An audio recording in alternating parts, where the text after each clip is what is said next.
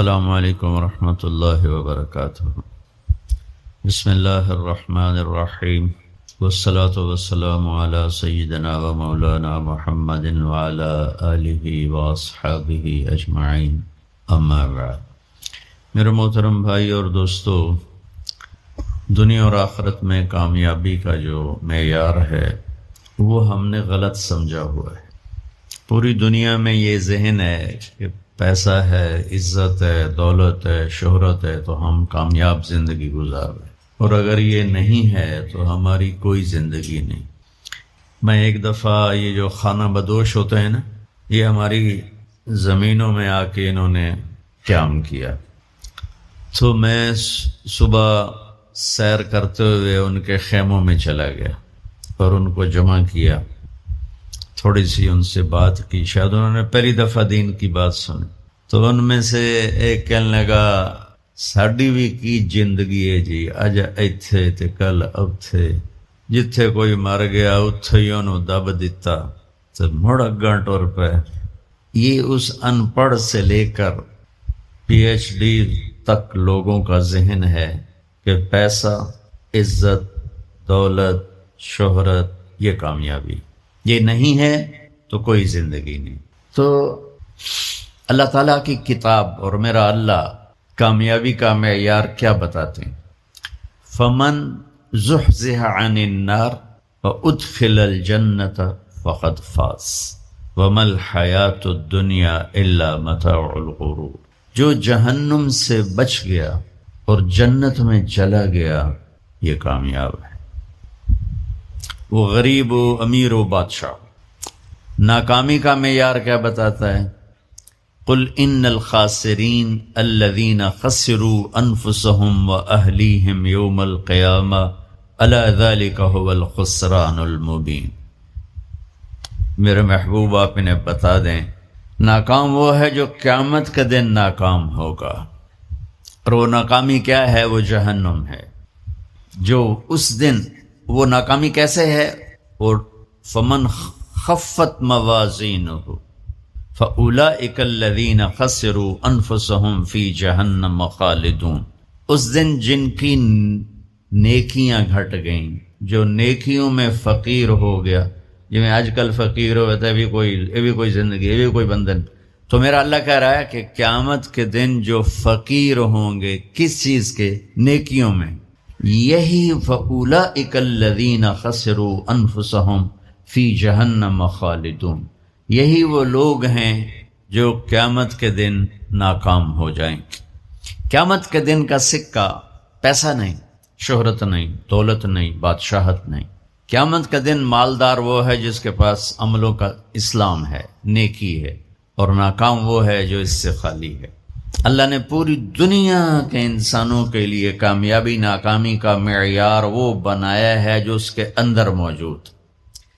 دنیا کی کامیابی تو پیسے سے سمجھی جاتی، بھائی کوئی سہیل ورگی کالونی بناوے تے ادھے بڑا بڑا پلازا بناوے، بھائی کیا زندگی ہے، بھائی کیا ترقی کی ہے، کیا ترقی کی ہے۔ یہ ادھوری ترقی ہے۔ میرے اللہ نے کامیابی ناکامی کا معیار وہ بتایا ہے جس میں غریب، امیر، عورت، مرد، پڑھا لکھا، ان پڑھ، دیہاتی، شہری، کالا، گورا، عربی، عجمی، سب ایک جیسی طاقت رکھتے ہیں کہ اللہ کو راضی کرنے کے لیے یہ جسم اس کی اور اس کے رسول کی فرما برداری میں جھکانا پڑتا ہے۔ یہ کامیابی کو ہے۔ اب اس میں غریب، امیر، جسم تو اللہ نے سب کو دیا، جو معذور ہے ادھکل بھی ادھورا پدھورا ہے تو صحیح نا۔ تو سلطان باہو رحمت اللہ علیہ کا فرمان ہے، دل دریا سمندروں ڈوگے، کون دلاں دیاں جانے ہو، وچے جھیڑے وچے بیڑے وچے ونج مہانے ہو۔ تو اس کا خلاصہ وہ ہے جو میں بتا رہا ہوں کہ انسان کو کامیابی کے لیے باہر کچھ بھی نہیں، سب کچھ اندر ہے۔ وفی انفسکم افلا تبصرون، جس کو ہمارے شاعر نے بڑے خوبصورت، شاعر مشرق جنہیں ہم کہتے ہیں اقبال رحمت اللہ علیہ، اپنے من میں ڈوب کر پا جا سراغ زندگی۔ تجھے کیوں فکر ہے اے گل دلے صد چاک بلبل کی، تو اپنے پیرہن کے چاک تو پہلے رفو کر لے۔ تو میرے بھائیو، کامیابی اور ناکامی اور قیامت کے دن کی عزت، اللہ کی قسم اس کا تعلق نہ ایسی کالونیوں سے ہے، نہ ایسے پلازوں سے ہے، اور نہ فقیری سے ہے، نہ فقیری سے۔ سلطان محمود غزنوی رحمۃ اللہ علیہ 416 ہجری میں انتقال ہوا، 416۔ دنیا میں 4 بادشاہ بڑے گزرے ہیں، 4۔ ایک سکندر جو عیسیٰ علیہ السلام سے پہلے تھا، اس کے بعد سلطان محمود غزنوی، اس کے بعد چنگیز خان، اور اس کے بعد تیمور۔ یہ 4 دنیا میں بڑے بادشاہ گزرے جن کی حکومت کی وسعت بہت بڑی تھی۔ بہت پہلے اشوک بھی گزرا ہے، لیکن وہ تاریخ میں اتنا محفوظ نہیں ہے۔ ان 4 کی تاریخ محفوظ۔ 1974 میں، 416 ہجری 1974، کوئی 1000 سال کے قریب گزر چکا ہے، غزنی میں زلزلہ آیا تو اس کی قبر بیٹھ گئی۔ تو اس وقت ظاہر شاہ مرحوم کی حکومت تھی، تو انہوں نے کہا بھی قبر کو دوبارہ بناؤ۔ تو جب قبر کو کھولا گیا تاکہ دوبارہ بنایا جائے تو آپ حیران ہوں گے، اس کا کفن بھی میلا نہیں ہوا تھا، اور اس کا جسم صحیح سلامت پڑا تھا۔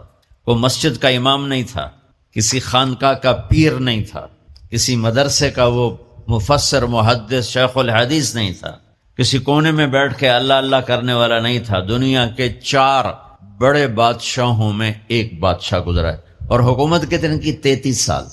33 برس کی حکومت کر کے 1000 سال کے بعد قبر پھٹی تو اس کا جسم ایسے تھا جیسے ابھی کوئی قبر میں رکھ کر گیا ہے۔ تو اس سے معلوم ہوا کہ دنیا کی ترقی آدمی کو آخرت کی کامیابی سے نہیں روکتی، اپنا غلط استعمال انسان کو آخرت میں بھی ناکام کرتا ہے اور اللہ کی بارگاہ میں بھی اسے ذلیل کرتا ہے۔ اور اپنے جسم کا صحیح استعمال وہ دنیا میں بھی اس کو اللہ کی رضا دیتا ہے، اور آخرت میں بھی کامیابی کا جھنڈا اس کے ہاتھ میں پکڑاتا ہے۔ تو اللہ تعالیٰ نے کامیابی ناکامی کا معیار جو قرآن میں بتایا ہے وہ بالکل مختلف ہے، جو ہم سمجھے ہیں وہ بالکل مختلف ہے۔ تو ان الدین عند اللہ الاسلام، اللہ تعالیٰ نے فرمایا اب کامیاب ہونے کے لیے ایک ہی راستہ ہے، وہ اسلام ہے۔ وَمَن يَبْتَغِ غَيْرَ الْإِسْلَامِ دِينًا فَلَن يُقْبَلَ مِنْهُ وَهُوَ فِي الْآخِرَةِ مِنَ الْخَاسِرِينَ۔ جو اسلام کے علاوہ کسی بھی راستے پر چل کر آیا تو اللہ اسے قبول نہیں فرمائے گا۔ تو بھائیو، اللہ نے ہم پر کرم کیا کہ ہم ایمان والے ہیں، اسلام والے ہیں۔ ہماری بدقسمتی کہ ہمیں نادان علماء نے نادان کی شرط لگا رہا ہوں،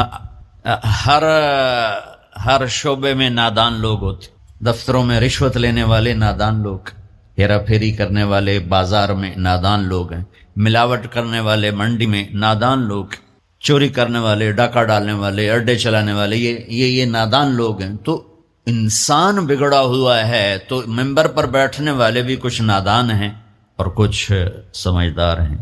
تو نادان لوگوں نے جب ممبر پر بیٹھے انہوں نے ہمیں فرقوں میں بانٹ دیا اور اتنی نفرت پیدا کر دی کہ اے کافر، اے کافر، اے کافر، اے کافر، ادھر نال تسی مسافہ فی کیتا تے توڑا نکاح ٹوٹ جائے گا۔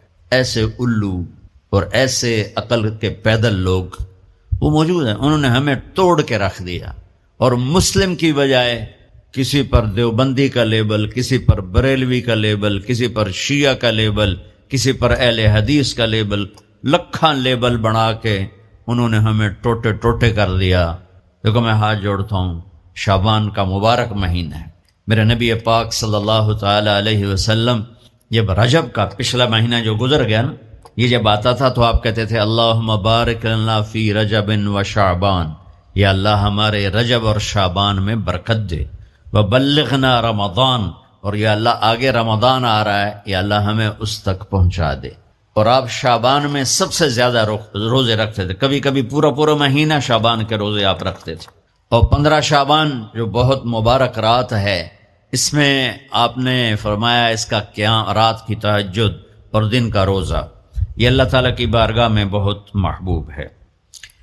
تو ہم مسلمان کے لیبل کو ہٹا کر، آپ دیکھو مسجدوں پہ لکھا ہوتا ہے بریلوی مسجد، دیوبندی مسجد، اہل حدیث مسجد۔ مسجد تو اللہ کی ہے۔ امام بارگاہ ہارون رشید نے اپنی بیوی سے کہا، غصے میں آ گیا، کہنے لگا اگر تو نے آج رات میرے ملک میں گزاری تو تمہیں 3 طلاق۔ پیچھے سر نپ کے بہ گیا، اے میں کیا آخرت۔ تو اس نے علماء اکٹھے کیے، کہنے لگا جی میں نے بیوی سے کہا ہے تو نے رات میرے ملک میں گزاری تمہیں 3 طلاق، تو کوئی طلاق سے بچنے کی صورت ہے؟ تو علماء نے کہا ایک ہی صورت ہے کہ تمہارے ملک سے رات باہر گزارو۔ ملک اس کا فیصل آباد تک تھا اور ادھر کاشغر تک تھا اور دنیا میں پھیلی ہوئی حکومت تھی، تو گھوڑے پہ تو یہ فاصلہ طے نہیں ہو سکتا، لہٰذا انہوں نے کہا جی یہ رات آئے گی طلاق ہو جائے گی۔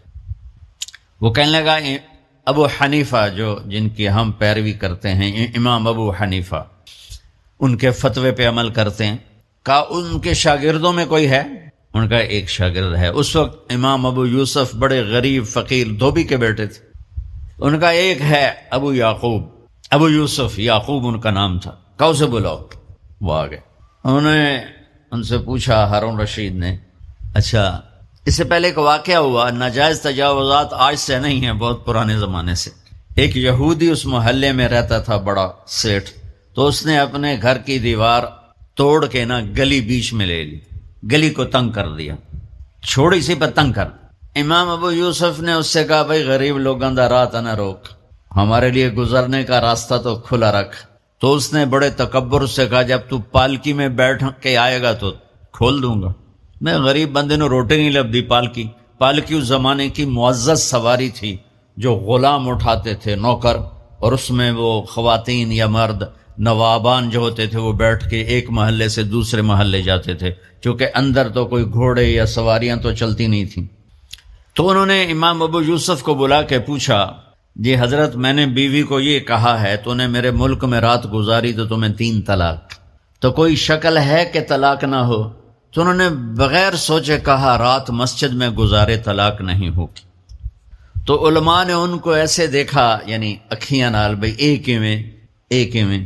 تو امام ابو یوسف نے جواب دیا، وَأَنَّ الْمَسَاجِدَ لِلَّهِ، اللہ تعالیٰ قرآن میں کہتا ہے مسجد اللہ کا گھر ہے، ہارون دا نہیں ہے، ہارون رشید دا نہیں ہے، مسجد اللہ دی ہے، لہٰذا مسجد میں رات گزارے طلاق نہیں ہوتی۔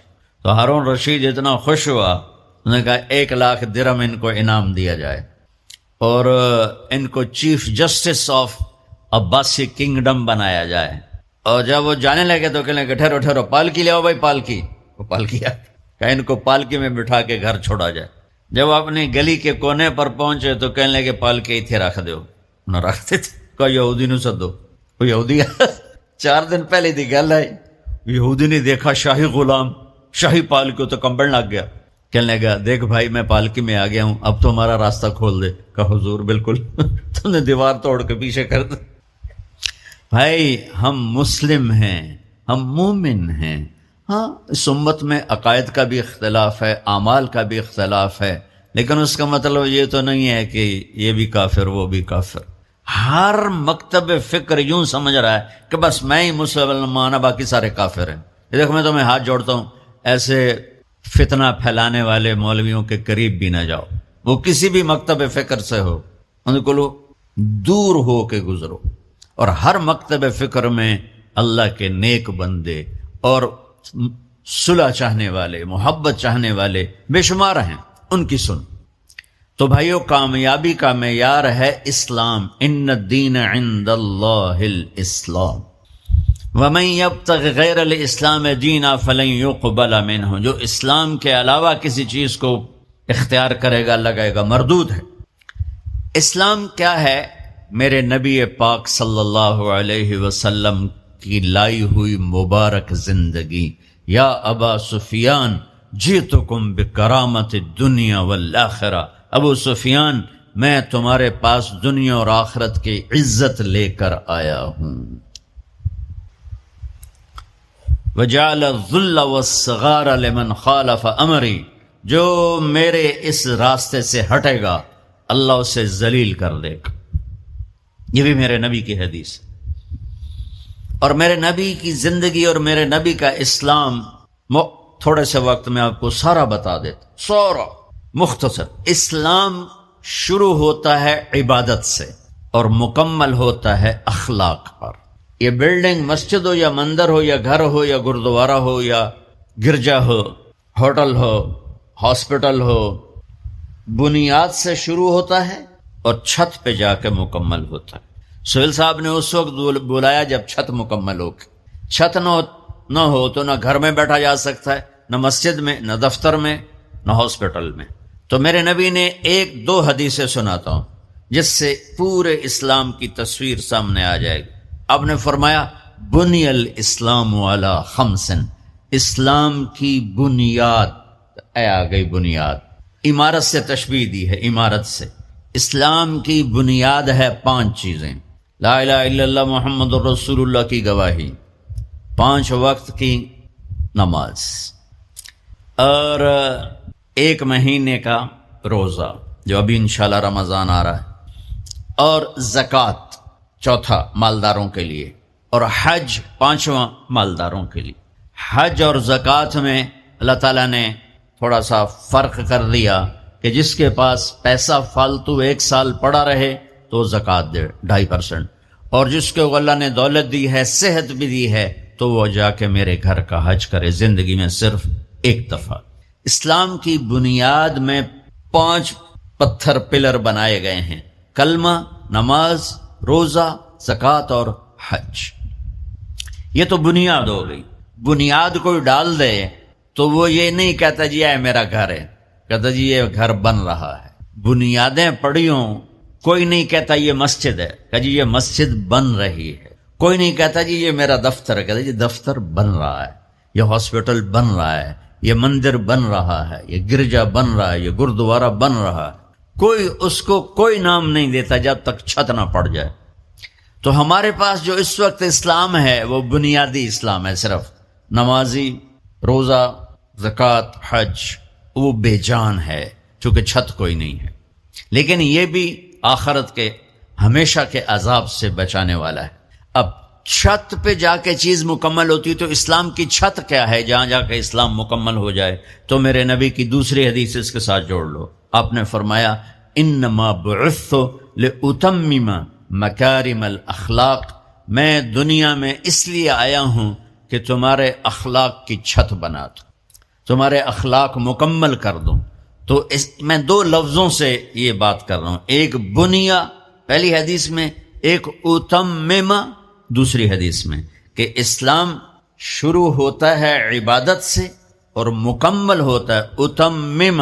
اتمم ہوتا ہے پوری طرح مکمل کرنا اور اچھی طرح مکمل کرنا۔ جیسے اس میں اب قالین بھی بچھ گیا ہے اور چھت بھی پڑ گئی ہے اور باقی چیزیں بھی آ گئی، اس کو کہتے ہیں اتمم۔ چھت پڑ جائے، لائٹیں نہ لگی ہوں، فرش نہ بنا ہو اور قالین نہ بچھو تو اتمم کا لفظ نہیں بولا جائے گا۔ تو میرے محبوب نے فرمایا کہ میں تمہارے اخلاق کو پوری طرح مکمل کرنے کے لیے آیا ہوں۔ اور ادھر فرمایا اسلام کی بنیاد 5 چیزیں ہیں۔ تو بھائیو، میرے نبی کا دین، میرے اللہ کا اتوارا ہوا اسلام مختصر 2 حدیثوں میں ہے، ایک کلمہ، نماز، روزہ، حج، زکوٰۃ، اور ایک اچھے اخلاق۔ ایک حدیث اور ساتھ سنا دوں تو اچھے اخلاق کیا ہوتے ہیں وہ سامنے آ جائے گا۔ میرے نبی سے پوچھا گیا یا رسول اللہ مل اسلام، عمر بن عبسہ نے پوچھا یا رسول اللہ اسلام کسے کہتے ہیں؟ تو آپ نے فرمایا اطعام الطعام و طیب الکلام۔ سبحان اللہ۔ آپ نے فرمایا اسلام ہے میٹھا بول بولنا اور کھانا کھلانا۔ یہ نہیں کہ ہر بولتے گال کرنی، ہر بولتے گال کرنی، کھوتے انہوں میں گالیں کٹی جاندے ریڈیاں والے۔ تو میرے نبی نے فرمایا اسلام کیا ہے؟ میٹھا بول بولنا اور کھانا کھلانا۔ پہلی حدیث میں اسلام کیا ہے تو آپ نے کہا نماز پڑھنا، کلمہ پڑھنا، روزہ رکھنا، زکوٰۃ دینا، حج، یہ ابتدا ہے۔ اب انتہائی اسلام اخلاق پر ہے۔ تو اب یہ جو سوال کرنے والا ہے نا، یہ آخری حج کے موقع پہ سوال کر رہا ہے۔ آخری حج میں ملاقات ہو رہی ہے، الیوم اکملت لکم، عرفات میں نازل ہو چکی ہے، دین مکمل ہو چکا ہے۔ تو اب میرے نبی مکمل دین کی شکل بتا رہے ہیں، وہ کیا ہے؟ اطعام الطعام و طیب الکلام، کھانا کھلانا، میٹھا بول۔ اللہ کو بخیل سے پیار نہیں ہے، سخی سے پیار ہے، چاہے وہ غافل ہو، اور بخیل سے اللہ دوستی لگاتا نہیں، چاہے رات کا تہجد گزار دن کا روزے دار ہو۔ چاہتا نہیں پیو گے، پہلے ہی نہیں کہہ دیتا ہے، چاہتا نہیں پیو گے، اگلا شرم میں چاہتا جی نہیں جی بس رہن دے، روٹی تو نہیں کھاؤ گے، روٹی تو نہیں کھاؤ گے، بخل کا دورہ۔ ہمارے بچپن میں جب یہ سڑکیں کچی ہوتی تھیں تو مسافر آ کے ڈیروں میں ٹھہرتے تھے، تو ہمارا کلچر تھا دیہاتی، اور یہ بھینسیں گائیں بہت زیادہ ہوتی تھی، تو رات کو آنے والے مسافروں کو یا مہمانوں کو دودھ پلایا جاتا تھا، روٹی کھلا دی مغرب کے فوراً بعد، اور عشاء کے بعد نوکر جاتا تھا اور سب کو دودھ پلاتا تھا۔ یہ ہمارا ایک کلچر تھا۔ تو گلاس ہوتے تھے اتنے بڑے بڑے، 3 گلاس ہوتا۔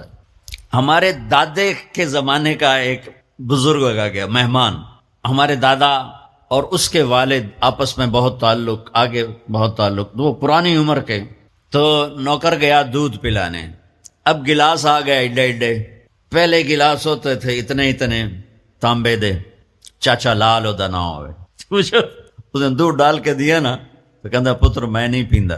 اسے کہ چاچا کیوں؟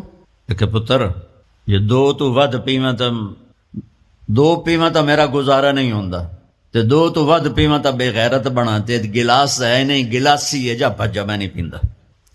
تو آج کل کی مہمان نوازی ہے، چائے تو نہیں پیئیں گے، پہلے ہی نہیں کیتی جان، گڈی بھی تیار ہے تے کھانا بھی تیار ہے، کی کرو گے؟ وہ جو میں گڈی تے ہی جانا۔ ہمارے بچپن میں رات 12 بجے مہمان آتا تھا تو ہماری دادیاں نانیاں کہتی بسم اللہ بسم اللہ، برکت آ گئی برکت آ گئی برکت آ گئی۔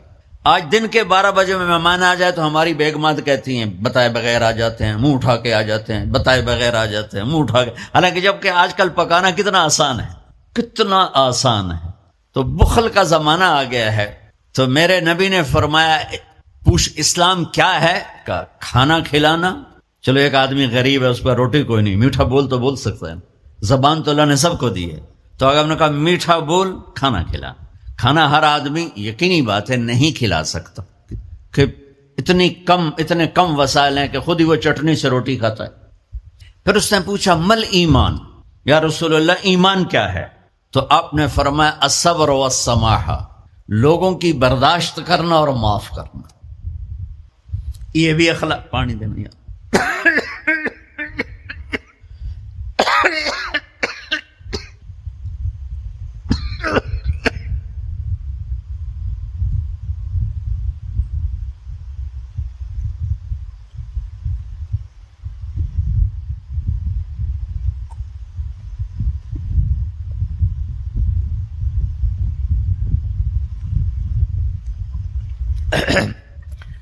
اس نے پوچھا مل ایمان، یا رسول اللہ ایمان کیا ہے؟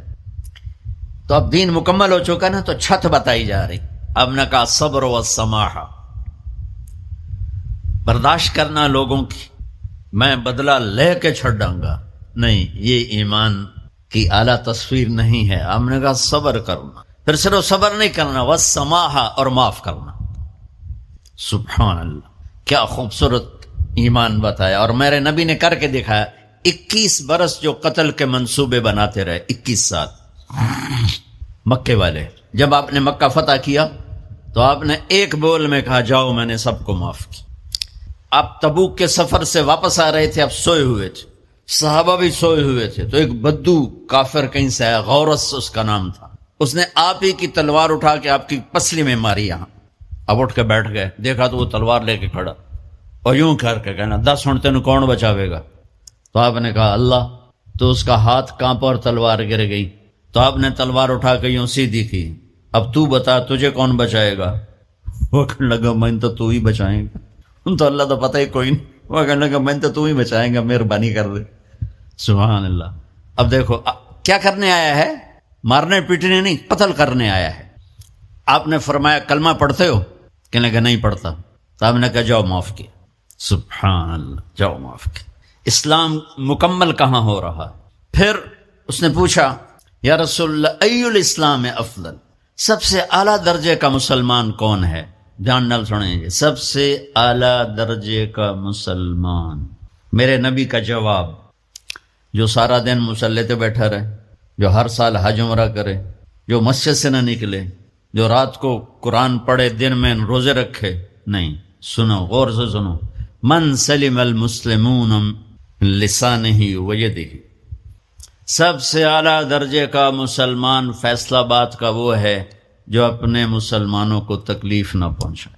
جو ہاتھ اور زبان سے کسی کو تکلیف نہ پہنچائے وہ سب سے اعلیٰ درجے کا مسلمان ہے. کیا بات. میرے نبی سے ایک صحابی نے پوچھا، یا رسول اللہ، ہمارے محلے میں ایک خاتون رہتی ہے، رات کو تہجد پڑھتی ہے، دن میں روزے رکھتی ہے، پر اس کی زبان بہت سخت ہے، بہت بےزتی کرتی. آپ نے کہا جہنم میں جائے گی. کہا جی ایک خاتون ہے جو نہ نفلی روزہ، لیکن اس کی زبان کا بول بڑا میٹھا ہے، کہا وہ جنت میں جائے گی. تو سب سے اعلیٰ درجے کا مسلمان کون ہے؟ جو کسی کو تکلیف نہ پہنچائے. پھر اس نے پوچھا ای الایمان افضل، سب سے اعلیٰ درجے کا مومن کون ہے؟ تو آپ نے فرمایا حسن الاخلاق، جس کے اخلاق اچھے ہوں وہ سب سے اعلیٰ درجے کا ایمان والا ہے. کیونکہ تکلیف نہ پہنچانا اخلاق کی ایک صفت ہے، اور اخلاق کی بے شمار اقسام. میرے نبی نے فرمایا اچھے اخلاق 360 صفات کا نام ہے. ایک صفت بھی کسی مسلمان مرد عورت کے اندر ہوگی تو جنت میں چلا جائے گا. سامنے ابو بکر بیٹھے تھے، کہنے لگے یا رسول اللہ کو میرے اندر بھی ہے؟ تو آپ نے فرمایا تیرے اندر ساری ہے، ساری تیرے اندر ساری. تو ابتدا بھی بتا دی، انتہا بھی بتا دی. اور عبادت بھی مسلمان کو اخلاق تک پہنچاتی ہے. اب سنو قرآن سے، اللہ تعالیٰ انسان کسے کہتا ہے؟ ایمان والوں کو. ان الذین کفروا من اہل الکتاب والمشرکین فی نار جہنم خالدین فیہا اولئک ھم شر البریہ. سب سے بدترین مخلوق وہ ہے جو اللہ کو نہ مانے، جو اللہ کے دین کو نہ مانے. آپ نے کہا وہ سب سے بدترین مخلوق. تو لا الہ الا اللہ محمد رسول اللہ ہمیں انسانیت میں داخل کرتا ہے. انسان ہے ہی وہ جو لا الہ الا اللہ محمد الرسول اللہ کا کلمہ پڑھتا ہو. میرے رب کے نزدیک نماز کیا ہے؟ نماز کیا ہے؟ بول بھائی. ہاں، میرا اللہ کہتا ہے ان الصلاۃ تنہا. اب بھائی نہیں چل رہا،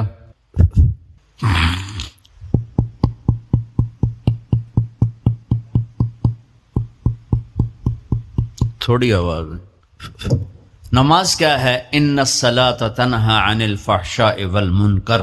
تم نماز پڑھو، یہ تمہیں بد اخلاقی سے بچائے گی اور یہ تمہیں گناہوں سے بچائے گی. تو نماز بھی انسان کو اخلاق تک لے جا رہی، فحاشی سے بچائے گی، گناہوں سے بچائے گی، اخلاق کی طرف سفر. روزہ آ رہا ہے، روزہ کس لیے ہے؟ کتب علیکم الصیام کما کتب علی الذین من قبلکم لعلکم تتقون. تم پر روزہ فرض کیا ہے جیسے پہلوں پہ کیا تھا تاکہ تم تقوی والے بن جاؤ. تقوی والے کون ہیں؟ وسارعوا الی مغفرۃ من ربکم وجنۃ عرضها السماوات والارض اعدت للمتقین. کہ میرے بندو دوڑو جنت کی طرف جو تقوی والوں کے لیے. متقی کون ہوں دن تقوی والے یا اللہ؟ کہ الذین ينفقون فی السراء والضراء، کا جو میرے نام پہ سخاوت کرتے ہیں، چاہے تنگ دست ہوں چاہے پیسے والے ہوں، چاہے تھوڑا مال ہوئے چاہے زیادہ مال ہوئے، وہ میرے نام پہ خرچ کر دیں. الکاظمین الغیظ، جو غصے کو پی جاتے ہیں. والعافین عن الناس، اور جو لوگوں کو معاف کر دیتے ہیں. اللہ تعالیٰ کہہ رہا ہے یہ تقوی والے ہیں. تو روزہ بھی اخلاق پہ لے جا رہا ہے. فمن فرض فیہن الحج فلا رفث ولا فسوق ولا جدال. میرے رب نے کہا حج کا ارادہ کر لیا ہے تو زبان کا گندا لہجہ اور زبان کے گندے بول سے بچو، لڑائی سے بچو، گناہوں سے بچو. تو حج بھی میٹھے بول پہ لا رہا ہے، لڑائی سے بچنے پہ لا رہا ہے، نافرمانی سے بچنے پہ لا رہا ہے. خذ من اموالہم صدقۃ تطہرہم وتزکیہم بہا وصلی علیہم. میرا رب فرما رہا ہے میرے محبوب ان سے زکوٰۃ لیں اور ان کو پاک کریں اور ان کا تزکیہ کریں، ان کو ایک اچھا انسان بنائیں. زکوٰۃ ہو اخلاق بنتے ہیں، روزہ ہو اخلاق بنتے ہیں، حج ہو اخلاق بنتے ہیں، نماز ہو اخلاق بنتے ہیں، کلمہ ہو انسان بنتا ہے. یہ اتنا زور کیوں دیا ہے اخلاق پر؟ کہ میرے بھائیو اچھا معاشرہ جو وجود میں آتا ہے وہ ایک دوسرے کو معاف کرنے سے وجود میں آتا ہے. مسجد نماز کے لیے ہے، اور نماز ایک انفرادی عمل ہے جو کر کے میں گھر چلا جاتا ہوں، دفتر چلا جاتا ہوں، پڑھوں نہ پڑھوں، نہ پڑھنے کا گناہ مجھ پر، پڑھنے کی نیکی مجھ پر. لیکن اگر میرے اخلاق برے ہیں، روزہ میری چیز ہے، رکھوں اجر، نہیں رکھوں پکڑ، زکوٰۃ دے دوں اجر نہ دوں پکڑ، حج کر لوں اجر نہ کروں پکڑ، صرف میری ذات سے کہ گرد ہے، نماز بھی، روزہ بھی، حج بھی، زکوٰۃ بھی. لیکن برے اخلاق جتنا معاشرے میں میرا اثر ہے وہاں سب تباہی پھیلا دیں گے، اور اچھے اخلاق جتنا معاشرے میں میرا اثر ہے وہاں خوبصورتی کو پھیلا دیں. عبادت چھپ جاتی ہے. میں نے فجر پڑھی ہے کہ نہیں پڑھی آپ کو پتہ ہے؟ بولو، آپ نے پڑھی ہے یا نہیں پڑھی؟ مجھے کوئی پتہ ہے نہیں ہے. لیکن یہاں بیٹھ کے اللہ نہ کرے میں فرقہ واریت کی بات کروں، آپ سب کو پتہ چلے گا کہ نہیں چلے گا کہ مولوی اگلا رہا ہے؟ اور یہاں بیٹھ کے میں محبت کی بات کروں تو آپ کو پتہ چلے گا کہ نہیں چلے گا کہ یہ محمد مصطفیٰ صلی اللہ علیہ وسلم والے اخلاق بتا رہا ہے. تو اخلاق چھپتے نہیں، برے ہوں یا اچھے ہوں ظاہر ہوتے ہیں. اور سب سے زیادہ اس آدمی کا خاندان، جس آدمی کو بدتمیزی کی عادت ہے وہ بیوی کے دل کو برباد کر دے گا، ماں باپ کے دل کو برباد کر دے گا، اولاد کو برباد کر دے گا، دوستوں کو، نوکروں کو برباد کر دے گا. اس کے نوکر سامنے کہیں گے میاں صاحب، شیخ صاحب، سیٹ صاحب، خان صاحب، اتھے جا کے گالی کڈھن. اور جس کے اخلاق اچھے ہوتے ہیں وہ اپنے گھر کو خوبصورت بنا دیتا ہے، رشتوں کو خوبصورت بنا دیتا ہے، ملازموں کو خوبصورت بنا دیتا ہے، اپنے کاروبار کو، اپنی زندگی کو، ہر پہلو اس کا خوبصورت ہو جاتا ہے. اچھے اخلاق لباس کی طرح ہیں جو میرا ہر عیب چھپا لیتے ہیں، اور برے اخلاق ننگے آدمی کی طرح ہے جس کا ہر عیب سامنے آ جاتا ہے. تو بھائیو، رمضان المبارک قریب ہے، 15 شعبان بھی قریب ہے، تو کل کا روزہ رکھو اور رات کو اللہ سے مانگو تو دعائیں قبول ہیں. اور اس رات میں بھی اللہ تعالیٰ فرماتا ہے، میرے نبی نے فرمایا کہ میں سب کی بخشش کرتا ہوں جو اٹھے ہوتے ہیں، رو رہے ہوتے ہیں، 5 آدمیوں کے سوا. 5 انگلیاں. پہلا سنو، مشرک. دوسرا، شاحن، دل میں بغض کینہ رکھنے والا. تیسرا، المسبل، متکبر تکبر کرنے والا. چوتھا، عاق لوالدیہ، والدین کو برباد کرنے والا. ایک ہوتا ہے کبھی کبھی اونچا بول ہو جائے گستاخی کا، اس کو نافرمانی کہتے ہیں. عاق ہوتا ہے پھاڑ دینا، ایسا پھاڑنا کہ جڑ نہ سکے، جو والدین کے جگر چیر دے اور ان کے کلیجے جلا دے، اس کی اس رات بخشش نہیں ہوتی. وَمُدْمِنُ خَمْرٍ، اور روز شراب پینے والا، عادی نشے والا، ایک اس کی بخشش نہیں ہوتی. بخشش نہ ہونے کا کیا مطلب ہے؟ کہ یہ شرک سے توبہ نہیں کرتا، معافی نہیں ہے. یہ کینہ اپنے دل سے نہیں نکالتا، معافی نہیں ہے. یہ تکبر نہیں چھوڑتا، معافی نہیں ہے. یہ والدین کی نافرمانی نہیں چھوڑتا، معافی نہیں ہے. یہ شراب نہیں چھوڑتا، معافی نہیں ہے. اگر یہ چھوڑ دے سب معاف. ادھر یہ توبہ کرتا ہے، ادھر اللہ سارے گناہوں کو دھو کے پاک کر دیتا. اور اللہ کی رحمت اتنی طاقتور ہے کہ میرا رب فرماتا ہے، یہ تو میں نے 5 غلطیاں بتائی ہیں، لیکن میرا رب فرماتا ہے میرا بندہ، میں تجھے عمر بھی دیتا ہوں، طاقت بھی دیتا ہوں، تو اتنے گناہ کر کے زمین فیصل آباد کی سے اٹھا کر آسمان کی چھت کو لگا دے. سوری دنیا گناہ گار ہو جائے نا تو آسمان کیا چاند تک بھی گناہ نہیں جا سکتے. اور میرا اللہ کہہ رہا ہے ایک مرد عورت اتنے گناہ کرے کہ آسمان کی چھت کو لگا دے، پھر صرف ایک دفعہ مجھے کہے یا اللہ معاف کر، تو میں سارے ہی معاف کر دوں. تو بھائیو، یہ رات بھی معافی مانگنے کی ہے. اور اگر رمضان کا مہینہ تو پورا معافی کا مہینہ ہے کہ دوزخ کے دروازے بند ہو جاتے ہیں، جنت کے دروازے کھول دیے جاتے ہیں، شیطان قید. آپ دیکھتے نہیں نمازی کیوں بڑھ جاتے ہیں رمضان شریف میں؟ کہ وہ نامراد قید ہو جاتے. تو کسی کو زنجیروں میں باندھو، وہ چل تو نہیں سکتا، چھوڑ دو زنجیریں تو چل پڑے گا. تو اللہ تعالی ہم سب کی حفاظت فرمائے. کوئی دعویٰ نہ کرے، لیکن جو تھوڑا سا غفلت میں ہوتا ہے تو ایمان کمزور ہوتا ہے، انہوں تو شیطان بن کے جاواں نہیں دیں. جمعے جاواں گے، جمعے کئی جمعہ بھی نہیں پڑھتے، عید تے جاواں گے، کوئی عید بھی نہیں پڑھتے. یہیں یہ ایک نگینہ سینما کہ مالک نے بیان کروایا تھا اور اس نے بعد میں اس سینما کو گرا دیا، آج کل وہ کینیڈا میں ہوتا ہے، تو وہ سینمے کا جو تھا نا مینیجر، وہ میرے پاس آیا، کہا مولانا آج میں پہلی نماز پڑھی ہے۔ وہاں ہم نے مغرب کی نماز پڑھی، اس کے بعد بیان ہوا، بیان کے بعد وہ اتنا ہنگامہ ہوا کہ رش بہت تھا تو وہاں نماز پڑھی نہیں جا سکے۔ ہم نے کہنے لگا میں چل رہا تھا میرے ساتھ ساتھ، مولانا آج میں پہلی نماز پڑھی۔ میں نے کہا کیا مطلب؟ کہا جی یہی کہ آج زندگی دی پہلی نماز پڑھی، ہوگا راؤنڈ اباؤٹ 40-45 سال کا۔ میں کہا پہلی نماز؟ ہاں جی پہلی نماز۔ جمعہ پڑھے؟ نہیں کدی نہیں۔ عید؟ نہیں کدی نہیں۔ آج پہلی نماز تھوڑے پیچھے پڑھی ہے۔ شیطان جب قید ہوتا ہے تو زنجیریں کھل جاتی ہیں تو نمازی بڑھنا شروع ہو جاتا ہے۔ اس کے بعد جو گھٹتے ہیں نا تو شیطان کی وجہ سے نہیں، اپنی عادت اور سستی کی وجہ سے۔ پہلے 2-3 دن بڑا جوش ہوتا ہے، پھر اس کے بعد گھٹتے ادھے کو پھر نکل جاندے ہیں، ادھے رہ جاندے ہیں۔ تو تراویح میں بھی پہلے پوری مسجد بھرے گی، پھر ایک صف جائے گی، پھر دوسری جائے گی، پھر تیسری جائے گی۔ تو بھائیو یہ رمضان آ رہا ہے، دیکھو میں ہاتھ جوڑتا ہوں، نماز 5 وقت سارا سال فرض ہے، لیکن روزے کی برکت سے کیا ہوتا ہے، شیطان قید ہو جاتا ہے تو وہ سارے بھاگے بھاگے آ رہے ہوتے ہیں۔ اللہ سے مانگ لو اس رمضان میں کہ یا اللہ ایسی توفیق دے کہ موت تک نماز نہ چھوٹ۔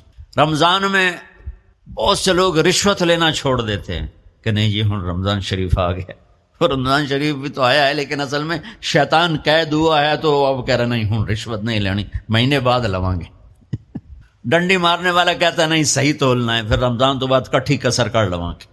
وہ کیا وجہ ہے پیچھے؟ ایک تو رمضان کی برکات ہیں، اور ایک شیطان کا قید ہونا ہے، اور ایک جنت کے دروازوں کا کھل جانا، دوزخ کے دروازوں کا بند ہونا، اللہ کے عرش کا پہلے آسمان پہ مستقل ڈیرا ڈال دینا، اور پھر اعلان کرنا ہے کوئی بخشش آنے والا ہے، کوئی معافی مانگنے والا ہے، کوئی توبہ کرنے والا ہے، کوئی جنت مانگنے والا ہے، کوئی دنیا مانگنے والا، آؤ مانگو۔ اور ایک فرشتہ اعلان کرتا ہے اے بھلائی کے چاہنے والے شاباش آگے بڑھ، اور دوسرا فرشتہ اعلان کرتا ہے اے برائی کے کرنے والے بس کر اور واپس آج، بس کر اور واپس آج۔ رمضان کا مطلب ہے جل جانا، رمضان کے لفظ کا مطلب ہے جل جانا۔ جلنے کا مطلب کیوں ہے اس میں کہ رمضان میں اللہ سارے گناہوں سے اپنے بندوں کو پاک کر دیتا ہے اور ان کے گناہوں کو جلا دیتا ہے، جس سے وہ پاک ہو کر جیسے سونا آگ میں جل کے خالص ہو کے باہر آتا ہے، روزہ رکھنے والا بھوک کی آگ میں جل کے خالص ہو کے باہر آ جاتا ہے، اللہ اس کے سارے گناہ معاف فرماتا ہے۔ تو میرے عزیز و رمضان شریف آ رہا ہے، اپنے دل کو کینہ سے صاف کرو، بغض سے صاف کرو، نفرت سے صاف کرو، کسی سے لڑے ہوئے ہو اللہ کے واسطے صلح کر لو، یہ لڑنے کی جگہ نہیں ہے، محبت کر کے جاؤ تو اللہ بڑے اونچے عالی درجات نصیب فرمائے گا۔ اور اللہ تعالیٰ موقع دے تو رمضان میں ایک 3 دن تبلیغ میں اللہ کے راستے میں ضرور لگا لینا۔ تو سارے بھائی نیت کرتے ہو؟ سنتیں پڑھ، باقی ساری نسبتیں مٹا دے، نفرتیں مٹا دے، فرقہ واریت مٹا دے، میں یہ ہوں میں وہ ہوں، اس کو سلام نہیں کرنا، ان کے پیچھے نماز نہیں پڑھنی، یہ کافر ہے، یہ مرتد ہے، یہ وہ ہے، یہ وہ ہے، یہ جو ممبر سے آگ برس رہی ہے اور خطیبوں کی زبان سے شعلے نکل رہے ہیں، یہ ان کو اللہ قیامت کے دن پوچھے گا کہ جب ان الذین فرقوا دینہم لست منہم فی شیء انما امرہم الی اللہ، کتنی بڑی دھمکی اللہ دے رہا ہے۔ یہ جو فرقہ واریت پھیلا رہے ہیں آپ کا ان سے کوئی واسطہ نہیں، آپ کا ان سے کوئی رشتہ نہیں، میں نانو آپ پہ قیامت اللہ دیں رولر پھیرنا ہے، پھر میں ہم امت ہیں، ہم امتی ہیں۔ اب کوئی کسی طرح فکر رکھتا ہے، کوئی کسی خیال کا ہے، کوئی کسی خیال کا ہے، سب کے لیے باہیں پھیلا دو، اپنی باہوں کو لمبے راستوں کی طرح کر دو، ہر راستہ دنیا کے راستوں کی طرح اپنی باہیں پھیلا دو، اور ہر آنے والوں کو سینے سے لگا لو۔ جنت دوزخ کے فیصلے اللہ نے کرنے ہیں، میں نے نہیں کرنے، کفر اسلام کے فیصلے اللہ نے کرنے ہیں، میں نے نہیں کرنے۔ اس لیے اپنے دل کو کھلا کرو، امتی بن کے چلو، دیوبندی بن کے نہ چلو، بریلوی بن کے نہ چلو، اپنے آپ اہل حدیث بن کے نہ چلو، مسلم بن کے چلو، مسلم بن کے چلو، مسلم بن کے چلو، مومن بن کے چلو، موحد بن کے چلو، مصدق بن کے چلو، مؤمنین، مسلمین، مسلمون، مؤمنون، موحدون، مصدقون بما جاءت به الرسل، مومن، مسلم، موحد، مصدق بما جاءت به الرسل، امتی بن کے چلو۔ یہ جو ہم ٹوٹے ہوئے ہیں فرقوں میں، اس حال میں کبھی نہ ہمیں جنت کی ہوا لگے گی نہ دنیا کے مزے دیکھ سکو گے، یہاں بھی ذلت ہوگی، آگے بھی لتر پڑیں گے۔ تو سارے وہاں پہنچیں گے تو دوسرے چشمے سے وضو کریں گے تو چہرے تر و تازہ۔ اب بھائی جنت چلیے، دیر ہو گئی، کھلوتے کھلوتے رہ گئے، تو کہیں گے یاوی کی میں کو کنڈا لگا ہوا ہے، تو کہیں گے چلیے یار باب آدم کول چلیے، وہی بری آیا دنیا۔ تو سارے اہل ایمان، یہ امت بھی سب، یا ابانا استفتح لنا الباب، یا ابانا استفتح لنا الباب، بابا جی، ابا جان، آپ سارے نبیوں کے باپ، دروازہ تو کھلوا دیں۔ وہ کہے گا پتر میں تو تنوں کٹھایا ہی اندر جاما واسطے، کہیں ہور نہ لگا کرو، میں تو نہیں یہ کام کر سکتا۔ پھر وہ آئیں گے نوح علیہ السلام کے پاس، ہمیں اندر جانے کے لیے کوئی دروازہ کھلوا دیں۔ آدم علیہ السلام سے چلتے چلتے عیسیٰ علیہ السلام تک پہنچیں گے، دروازہ کہیں گے نہیں ہمارے بس میں نہیں، ہمارے بس میں نہیں، یہاں تک کہ پہنچیں گے عیسیٰ علیہ السلام کے پاس۔ سارے نبیوں سے گھوم کر آئیں گے عیسیٰ علیہ السلام کے پاس، یہ دروازہ تو کھلوا دے۔ عیسیٰ علیہ السلام ایک نئی بات بتائیں گے، وہ پرانی بات دہرائیں گے، بھائی یہ میرا کام نہیں ہے، ہاں میں تمہیں پتہ بتاتا ہوں کہ آج دروازہ کون کھلا سکتا ہے۔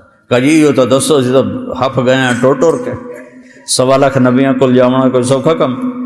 وہ کہیں گے جاؤ محمد الرسول اللہ، محمد بن عبداللہ بن عبد المطلب بن ہاشم بن عبد مناف بن قصی بن کلاب بن مرہ بن کعب بن لبی بن غالب بن فہر بن مالک بن نضر بن کنانہ بن خزیمہ بن مدرکہ بن الیاس بن مضر بن نزار بن معد بن عدنان بن اود بن حمیسہ بن سلامان بن عوس بن بوز بن قموال بن ابی بن عوام بن ناشد بن حزا بن بلداس بن یدلاف بن طابخ بن جاحم بن ناحش بن ماخی بن عیفی بن عبقر بن عبید بن الدعاء بن حمدان بن سنبر بن یثربی بن یحزن بن یلحن بن ارعوہ بن عیذی بن ذیشان بن عیسر بن اقناد بن ایہام بن مقصر بن ناحذ بن زارع بن سمی بن مزی بن عوض بن عرام بن قیدار بن اسماعیل بن ابراہیم بن آذر بن ناحور بن سرول بن رعو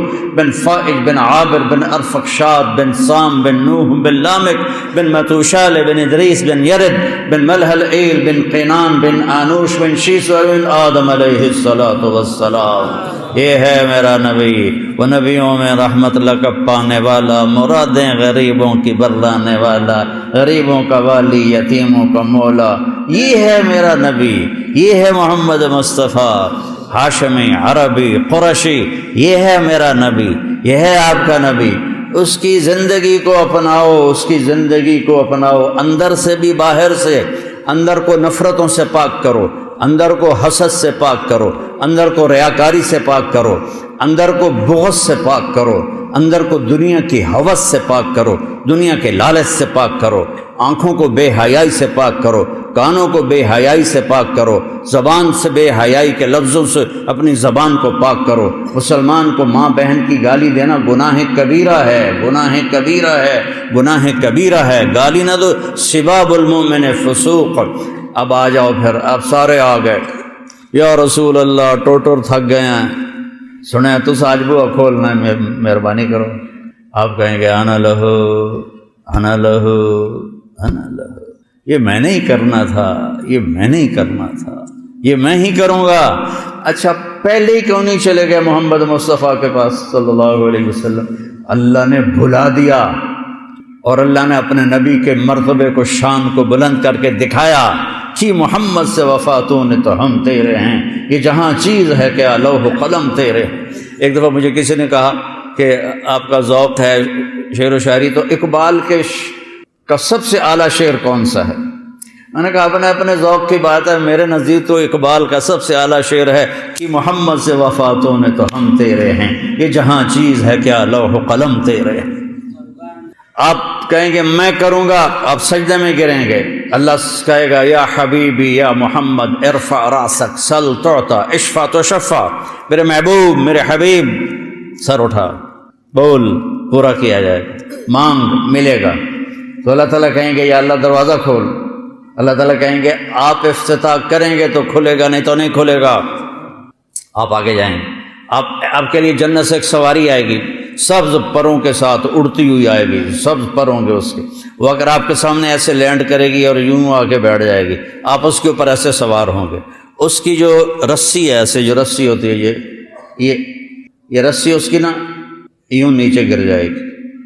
نیچے گرنے کا مطلب ہے کہ یہ رسی آپ نے نہیں سنبھالنی، آپ نے اس سواری کو خود نہیں چلانا، اس کی لگام میرے نبی نے نہیں پکڑنی۔ کوئی آنے والا ہے نوکر، کوئی خادم آنے والا ہے، بڑے بھاگاں والا، بڑے نصیباں والا، بڑے جڑا نبی دی سواری دی واگ نپے، اس تو بڑے بھاگ کہندے ہون گے، سارے دے سر چون جاون گے۔ لے ویکھو بھائی ہن کہندے نصیب میرے رب کی طرف سے اعلان ہوگا، بلال حبشی کو یہ واگ پکڑا۔ بلال حبشی، آپ نے کہا میرے آگے آگے چلے گا، پھر آپ نے کہا میں آؤں گا، ایسے میں دروازے کو کھٹکھٹاؤں گا تو اندر سے آواز آئے گی کون؟ میں کہوں گا محمد الرسول اللہ۔ تو وہ کہے گا یا رسول اللہ امرت اللہ افتح لأحد قبلک ولن اقوم لأحد بعدک۔ یا رسول اللہ مجھے آپ کے رب نے فرمایا تھا جب تک میرا حبیب نہ آئے دروازہ نہیں کھولنا ہے۔ یہ وہ رسول ہے جس سے ہم بے وفائی کر رہے ہیں، چند ٹکوں پہ جھوٹ بولتے ہیں، آٹھوں بازار جھوٹ کی ظلمت میں ڈوبے ہوئے ہیں، سود کی ظلمت میں ڈوبے ہوئے ہیں، دھوکے فراڈ کی ظلمت میں ڈوبے ہوئے ہیں، چند ٹکوں پر ایک دوسرے کو ماں بہن کی گالیاں دے دے کے اپنی تباہی خرید لیتے ہیں۔ یا ادھار دینا بند کر دو، نقد کرو، اور اگر ادھار دینا ہے پھر گالی دینا بند کرو۔ اب گالیاں دے کے تم اپنی آخرت کو تباہ و برباد کر دیتے ہو۔ اذا تصابت امتی سقطت من عین اللہ، جب میری امت گالیاں نکالے گی تو اللہ کی نظروں سے گر جائے گی۔ تو میں تاجروں سے کہتا ہوں یا ادھار دینا بند کرو، اور اگر دیتے ہو تو پھر گالی نکالنا بند کرو، صبر کرو۔ ہے یا رسول اللہ مجھے حکم ہے جب تک آپ نہ آئیں دروازہ نہ کھولوں، اور میں رضوان بول رہا ہوں، میں آج پہلی دفعہ کسی کے لیے کھڑا ہوا ہوں اور آخری دفعہ کھڑا ہو رہا ہوں، میں آئندہ کبھی کسی کے لیے کھڑا نہیں ہوں گا، اور ایسے دروازہ کھلے گا۔ رب نے کہا فَأَدْخُلَهَا، اور میں جنت میں داخل ہوں گا، وَمَعِيَ فُقَرَاءُ الْمُؤْمِنِينَ، اور میرے ساتھ پہلے کون ہیں؟ میری امت کے غریب لوگ، میری امت کے غریب لوگ، مالدار نہیں، چاہے وہ نیک بھی ہیں وہ پیچھے ہوں گے۔ غریب لوگ ریڑھی والے، ٹانگے والے، چنچی والے، رکشے والے، کہ یہ سب مزدوری کرنے والے، دیہڑی دار، کہ یہ آگے آگے ہوں گے، میرے ساتھ ہوں گے، اور میں ان کے ساتھ جنت میں داخل ہوں گا۔ اور مالدار لوگ پیچھے ہوں گے، آئیں گے وہ بھی، لیکن وہ پیچھے ہوں گے۔ میں فقراء المؤمنین۔ ابو بکر کہنے لگے یا رسول اللہ میرا جی چاہتا ہے میں بھی ساتھ ہوں۔ آپ نے کہا انی لأعرف رجلا باسمہ و باسم ابیہ و امہ لا یاتی بابا من ابواب الجنۃ الا قال مرحبا مرحبا، اے تشریفا مبارکا، فجسا سلمان علی رکبتیہ فقال من هذا یا رسول اللہ، قال هو ابو بکر بن ابی قحافہ۔ آپ نے کہا میرا ایک صحابی ہے جس کا نام جانتا ہوں، جس کے ابا کا نام جانتا ہوں، جب وہ جنت کے دروازے پر آئے گا آٹھوں دروازے کھل کر کہیں گے جناب ادھر سے آئیں، جناب ادھر سے آئیں، جناب ادھر سے آئیں۔ جیسے کوئی بڑی شخصیت آ جائے تو لوگ گاڑیاں لے کے کھڑے ہوتے ہیں کہ میری گڈی 'چ بیٹھو، میری گڈی 'چ بیٹھو، میری گڈی 'چ بیٹھو، تو آٹھوں دروازے کہیں گے جناب ادھر، جناب ادھر، جناب ادھر۔ سلمان فارسی ایسے ہو کے کھڑے ہو گئے، گھٹنوں کے بل کھڑے ہو کر کہنے لگے یا رسول اللہ ان ھذا لمرتفع شأنہ من ہوا، یا رسول اللہ یہ تو بڑی شان والا ہے، کون ہے؟ کہ ہوا ابو بکر ابن ابی قحافہ، یہ ہے ابو قحافہ کا بیٹا ابو بکر۔ پھر آپ نے کہا رأیت قصرا فی الجنہ فقلت لمن هذا قیل لفتى من قریش فظننت انه لی فذهبت لادخله فقیل لی انه لعمر بن الخطاب یا رسول اللہ۔ آپ نے فرمایا میں نے جنت میں محل دیکھا، بڑا عالی شان، بڑا خوبصورت۔ میں نے پوچھا کس کا ہے؟ فرشتوں نے کہا قریشی کا ہے، ایک قریشی کا ہے۔ آپ نے کہا میں بھی قریشی ہوں، میرا ہی ہوگا۔ جب جانے لگا تو فرشتوں نے کہا یہ آپ کے غلام عمر بن خطاب کا ہے۔ آپ نے دل لگی کہ عمر جی چاہ رہا تھا جا کے دیکھوں پر تیرا غصہ یاد آ گیا، پھر میں نہیں گیا۔ تو حضرت عمر رونے لگے، اب علیک اغار یا رسول اللہ، یا رسول اللہ کبھی میں آپ پہ غصے ہوں گا؟ پھر آپ نے کہا عثمان ان لکل نبی رفیقا فی الجنہ وانت رفیقی فی الجنہ، عثمان جنت میں ہر نبی کا خاص ساتھی ہوگا، وہ خاص ساتھی میرا تو ہوگا عثمان بن عفان۔ پھر آپ نے حضرت علی رضی اللہ تعالیٰ عنہ علیہ السلام کا ہاتھ پکڑا اور ایسے کھینچتے کھینچتے کھینچتے سینے سے لگا لیا، ایسا کر لیا، علی اترضی ان یکون منزلک مقابل منزلی فی الجنہ، علی کیا تو راضی ہے کہ جنت میں تیرا گھر میرے گھر کے سامنے ہو؟ ہوئے ہوئے ہوئے ہوئے ہوئے ہوئے، کیا نصیب ہیں، کیا نصیب ہے کہ تیرا گھر میرے گھر کے سامنے ہوگا۔ اللہ، حضرت علی تو پھوٹ پھوٹ کے رونے لگے کہ رضیت یا رسول اللہ، یا رسول اللہ میں راضی ہوں، یا رسول اللہ میں راضی ہوں۔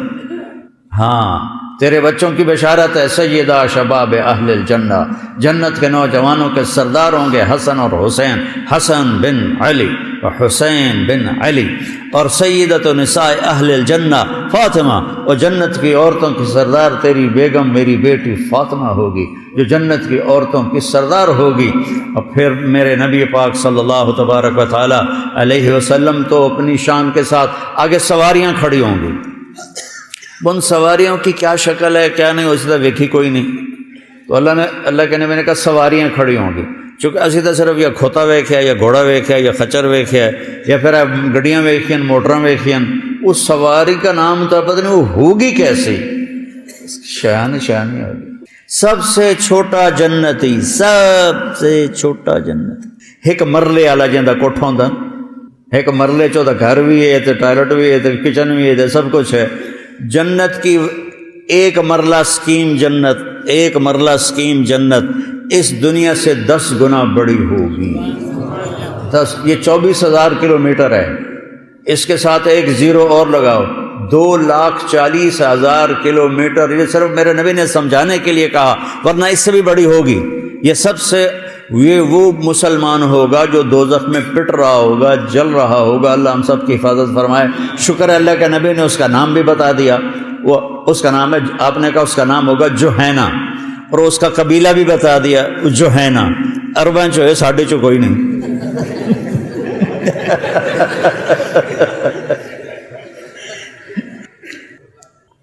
وہ ماریں کھا کھا کے جب آئے گا اور اس کے لیے جنت کا دروازہ کھلے گا تو ایک خوبصورت جوان اس کے سامنے کھڑا ہوگا، اس کے سامنے ایسے جیسے ہم بڑوں کے سامنے جھکتے ہیں نا، گھوڑے ہماری تہذیب ہے، ہم گھوڑے پہ کرتے ہیں، ہمارے ملتان کے ادھر کہتے ہیں جی قدمات ہاتھ ہے جی، تو وہ ایسے ہوگا، وہ کہے گا ارے کیا ہوا؟ کہ تم فرشتے نہیں ہو؟ کہ نہیں میں تو آپ کا نوکر ہوں، اور میرے جیسے 80,000 نوکر آپ کے ہیں، 80,000 نوکر، ادنا درجے کا جنتی ہے، سب سے چھوٹا جنتی ہے، 80,000 خادم۔ اور جب وہ چلے گا تو کارپیٹنگ ہوگی، کارپیٹ بچھے گا، کتنا لمبا ہوگا وہ کارپیٹ؟ 40 سال اس پر چلتا جائے گا تب جا کے وہ ختم ہوگا۔ یہ ساری دنیا میں نے پھری ہے، 100 کے قریب ملک میں نے دیکھے ہیں، ایدے جاؤ تو ایدے جاؤ، 1-2 مہینے کم پورا ہو جاتا ہے، ایک جہاز تے چڑھو، دوے تے لو، دوے تے چڑھو، تریے تے لو، تے چل دنیا مک گئی۔ وہ 40 سال کی کارپیٹنگ ہوگی۔ سب سے چھوٹا جنتی یاد رکھنا، سب سے چھوٹا جنتی یاد رکھنا، اور اس کے دونوں طرف وہ نوکر کھڑے ہوں گے، وہ کہیں گے اما آن لسیدنا ان نزورہ، اجی سردار صاحب آپ کہاں رہ گئے؟ اجی تو سارے سکوڑے پہ گئے توڑا انتظار کر کر کے۔ وہ کہے گا شکر کرو میں آ گیا جی، بڑے لطر کھاتے میں، شکر کرو میں آ ہی گیا ہوں۔ اور وہ جناب اچھلتے کودتے اس کو آگے لے جائیں گے، ایک تخت پر بٹھائیں گے، سونے چاندی زمرد یاقوت سے جڑا ہوا تخت، اور اس پر وہ بیٹھے گا، اور ادھر دیکھے گا تو کوئی انتہا نہیں، ادھر دیکھے گا کوئی انتہا نہیں۔ وہ کہے گا اے سارا کچھ کہندا ہے؟ وہ کہیں گے یہ آپ کا ہے۔ پھر وہ کہیں گے یہ ہمارے مالک دوزخ سے آئے ہیں، ان کی خدمت کرو بھائی، انہیں کھلاؤ پلاؤ۔ اب 80,000 نوکر، ایک ہاتھ میں ڈونگا اس میں کھانا، ایک ہاتھ میں گلاس اس میں کوئی مشروب، شربت۔ یہاں تم کھانا چاہو تو پی نہیں سکتے، پینا چاہو تو کھا نہیں سکتے، زیادہ کھا لو تو پیتا نہیں جاندہ۔ 80,000 ڈونگے، 80,000 مشروب، وہ ہر ڈونگے کو مکمل کھائے گا، ہر گلاس کو مکمل پیے گا، ہر گھونٹ کی لذت پہلے سے زیادہ ہوگی، ہر لقمے کی لذت پہلے سے زیادہ ہوگی۔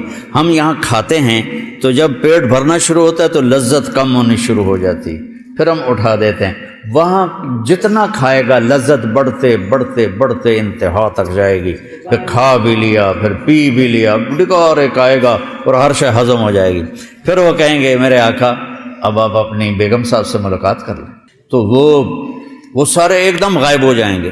ایسے نہیں کہ او جاندے پہنتے او مردے پہنتے او کھلوتے ہو، وہ یوں غائب ہو جائیں گے، اور پھر اس کے سامنے سے پردہ ہٹے گا، اسے پتہ ہی نہیں، پہلے ایسے لگے گا جیسے کوئی سینری ہے، لیکن ایک دم ایسے حرکت ہوگی تو ایسے دیکھے گا پردہ ایسے ہٹتا جائے گا ہٹتا جائے گا ہٹتا جائے گا، ایک اور ملک اسے نظر آئے گا، اور وہاں جنت کی حور ایسے ٹیک لگا کے بیٹھی ہوگی ایسے۔ موت ہوتی تو مر جاتا، یہ موت ہوتی تو مر جاتا، واللہ الذی لا الہ غیرہ، اگر موت ہوتی لولا اللہ قضا لأہل الجنت اللہ یموت لمات من حسنہا و جمالہا، جنت کی عورتوں کو دیکھو گے تو میرے رب ذوالجلال کی قسم، میرے نبی نے فرمایا اگر موت مر نہ گئی ہوتی تو ایک جھلک سے مر جاتے سارے۔ جب وہ اس کو دیکھے گا تو اس کی آنکھیں پھٹ جائیں گی ایسے، اور حرکت بھی اس کی بند ہو جائے گی، اور ویکھی جا رہے ہیں ویکھی جا رہے ہیں ویکھی جا رہے ہیں، نہ ایس پاسے نہ ایس پاسے، نہ انہوں کھرک ہوں دیئے نہ وہیں کوئی پاسا پرتا اندہ با این ویکھی جاندہ، 40 سال دیکھتا رہے گا، 40 سال بغیر پلک جھپکے، ایسی کشش ہوگی۔ آخر وہ بولے گی اما لک فینا من رغبت، آپ کو میرا شوق کوئی نہیں؟ پھر وہ کہے گا من انتی یا ہذہ، تو کون ہے بی بی بتا تو صحیح۔ وہ کہے گی انا من اللواتی خبین لک، میں وہ ہوں جو تیرے انتظار میں بیٹھے بیٹھے سکڑے پہ گئے، کدھر رہ گیا ہوں۔ وہ کہے گا بی بی شکر کر میں آ گیا۔ اب وہ آگے بڑھ کر اس کو ایسے گلے سے لگائے، اور یہ جو گلے سے لگانا ہے، اور اس کے 70 جوڑے 100 جوڑے اس کے جسم پر ہوں گے، قد اس کا 130 فٹ ہوگا، جنت کی حور کا قد 130 فٹ ہے، 60 ہاتھ، ایک ہاتھ 25 انچ کا ہوتا ہے، 130 فٹ کی ہائٹ ہے۔ یہ جو ہماری اسماعیل مسجد کا جو وہ ہے مینار، اس سے بھی اوپر اس کا قد نکل جائے گا، اور تم اگر اس قد میں چلے گئے تو ہم تو بوجھ پا جائے گی، تو تمہارا قد بھی 130 فٹ اللہ کرے گا۔ پھر اس کو ایسے، اور وہ جو آخری لباس اس کے اوپر ہوگا، جو وہ یہ 1 2 3 4 5 6 7 8 9 10 80 90 100 کے 100 لباس نظر آئیں گے۔ اب میں نے بنیان پہنی ہے، اس کرتے کی وجہ سے آپ کو نظر نہیں آ رہی، آپ خامد اپنی بیوی کے 100 لباس آگے پیچھے آگے پیچھے آگے پیچھے دیکھتے دیکھتے اس کے جسم کی چمک کو دیکھے گا، یوں لگے گا جیسے چاند کو کپڑے پہنا دیے گئے، اور پھر اس کا ایسے گلے سے لگائے گا تو یہ معانقہ اس کا 70 برس کا معانقہ ہوگا، اور یہ سب سے چھوٹا جنتی ہے، یہ سب سے ادنا درجے کا جنتی ہے۔ اور پھر جنت باقی کیسی ہوگی، اور جنت الفردوس کیسی ہوگی، اور اس میں حظیرۃ القدس ایک وی آئی پی جگہ ہے، وہ کیسی ہوگی۔ اللہ نے ساری جنت کو بنایا کونی فکانت کونی فکانت کونی فکانت، بن جا وہ بن گئی، بن جا وہ بن گئی، بن جا وہ بن گئی۔ جب جنت الفردوس کی باری آئی تو اللہ نے اپنے ہاتھوں سے جنت الفردوس بنائی، وہ کیا چیز بنی ہوگی۔ اور جس دن بنائی، آج سے کوئی 20 ارب سال پہلے دھماکہ ہوا جس سے ساری کائنات بنی، فرض کرو اسی وقت جنت بنی، تو کم از کم 20 ارب سال پہلے وہ بنی۔ اس دن سے آج، اور آج سے قیامت، اور قیامت سے جب تک اس کا دروازہ نہیں کھلتا، اللہ اس کی ہر چیز کو دن میں 5 دفعہ میک اپ کرتا ہے اور اسے خوبصورت بناتا ہے، اور 5 دفعہ۔ یہ مسجد اسماعیل ہے نا، اس کو آپ ڈیزائن کرنا شروع کرو، اور اس کی آپ رینوویشن کرو، اور اس کو خوبصورت بناؤ، ہیرے موتی جڑو، کرتے کرتے کرتے کرتے 100 سال میں مک جائے گی۔ فرق کرو، 100 سال میں مک جائے، ویسے تو اس سے پہلے ہی مک جائے گی، چلو وڈی چھال مارو 100 سال۔ اس جنت کی لڑکی کا اتنا بڑا چہرہ ہوگا، 130 فٹ کا دیتا ایڈا تو منہ ہوئے گا، لیکن پھر بھی کتنا کو منہ ہے۔ اس کے چہرے کو روزانہ دن میں اللہ 5 دفعہ میک اپ کرتا ہے، اور ہر دفعہ اس کا حسن بڑھ جاتا ہے۔ 20 ارب سال سے اس کا حسن 5 دفعہ بڑھتا ہے، 5 دفعہ بڑھتا ہے، 5 دفعہ بڑھتا ہے۔ وہ کیا چیز ہے؟ یہاں دلہن وہ نہیں، وہ جو ہوتے ہیں بیوٹی پارلر، وہاں بچیاں جاتی ہیں دلہن بننے 5-6 گھنٹے 7 گھنٹے 8 گھنٹے، تو اس کے بعد وہ منہ ہی مک جاندہ ہے، تو اب اس کے اوپر پاؤڈر کا پورا ڈبہ تو نہیں تھوپنا، یہ پوری لپسٹک تو نہیں ہوتی چاڑنی، تو 5-6 گھنٹے بعد اس کا میک اپ ختم ہو جاتا ہے اور ایک پسینے کی لکیر آتی ہے اور میک اپ ختم ہو جاتا ہے، اور اللہ اس جنت کی حور کا میک اپ خود کر رہا ہے، اور دن میں 5 دفعہ اس کو، ہر دفعہ پہلے سے خوبصورت، ایک، پھر دوسری دفعہ، پھر تیسری دفعہ، پھر چوتھی دفعہ، پھر 5ویں دفعہ، اور اس طرح کرتے کرتے کرتے کرتے 20 ارب سال ہو چکے ہیں، اور آئندہ سال بھی لگیں گے۔ مجھے بتاؤ جب وہ تمہارے سامنے آئے گی تو کیا حال ہوگا؟ اور یہ سب کو چھوڑو، جب اللہ اپنا دیدار کرائے گا تو کیا حال ہوگا؟ از لذت دیدارش خسرو چتواں گفتن سر دادن و جاں دادن نادیدہ رخ یارے خسرو، یا رب تجھے دیکھے بغیر جانیں قربان کر دیں، گردنیں کٹا دیں، جسم کٹوا دیے، ٹوٹے ٹوٹے ہو گئے تیرے عشق میں، بن دیکھے یہ سب کچھ کر دیا، جب تجھے دیکھیں گے تو ہمارا کیا حال ہوگا؟ اور پھر اللہ تعالیٰ پوچھے گا کیا حال ہے؟ خوش ہو؟ اللہ گولڈن سے کہے گا موٹر سائیکل چاہیے؟ وہ کہیں گے یا رب وما لنا الا الارض وقد آتیتنا ما لم تؤت احدا من خلقک، یا اللہ ہم کیسے راضی نہ ہوں، تو نے ہمیں وہ دے دیا جو کبھی نہیں دیا۔ اللہ کہے گا افلا اعطیکم بافضل من ذلکم، اب اس سے بھی بڑی چیز دوں؟ وہ کہیں گے ما ہوا، وہ کیا ہے؟ یا اللہ جنت لب گئی، حور قصور لب گئے، ان کیڑی شے؟ تو اللہ کہے گا احل علیکم رضوانی فلا اسخط علیکم ابدا، جاؤ میں تم سے راضی ہو گیا، اب کبھی ناراض نہیں۔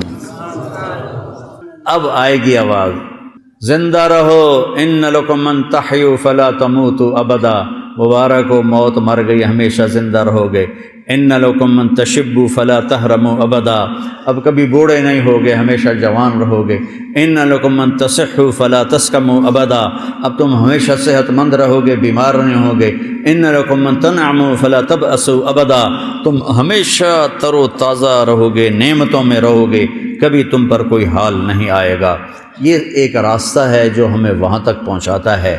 یہ دعوت کی محنت بھائی، اس کلمے کو سیکھنے کی محنت ہے، ان اعمال کو سیکھنے کی محنت ہے، اور اس کو آگے پھیلانے پہنچانے کی محنت ہے، جس سے ہم دنیا میں بھی ہم اگر اللہ راضی ہے تو مزے ہیں، قبر میں بھی مزے ہیں، اور حشر میں بھی مزے ہیں، اور آخرت میں بھی مزے ہیں، اور جنت میں ہمیشہ ہمیشہ کے مزے ہیں۔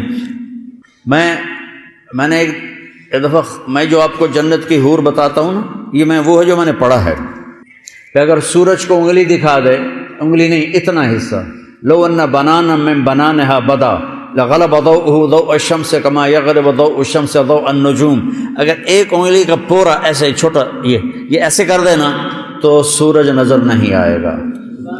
لو بسقت بسقتا فی سبعۃ ابحر لکانت احلی من العسل، 7 سمندر میں تھوک ڈال دے تو 7 سمندر شہد سے زیادہ میٹھے ہو جائیں۔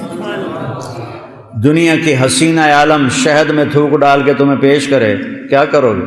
ادھر منہ تے مارو گے، پٹھان ہوئے گا تو لتر بھی مارے گا۔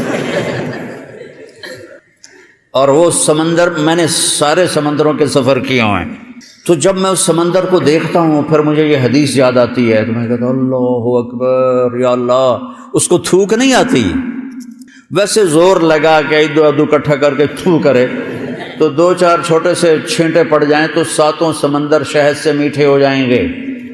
ایسے کلائی کو ظاہر کر دے تو کائنات روشن ہو جائے گی، چہرے سے نقاب ہٹا دے تو کلیجے پھٹ جائیں گے، ایک قدم اٹھائے تو ایک قدم میں 1,00,000 نظریں اور 1,00,000 نخرے اور ناز و انداز دکھاتی ہے۔ وہ کیا چیز ہے؟ جب وہ سامنے آتی ہے تو نظر چہرہ سامنے ہے، جب وہ پیٹھ پھیر کے جاتی پھر بھی چہرہ سامنے رہتا ہے۔ چس آ گئے کہ نہیں؟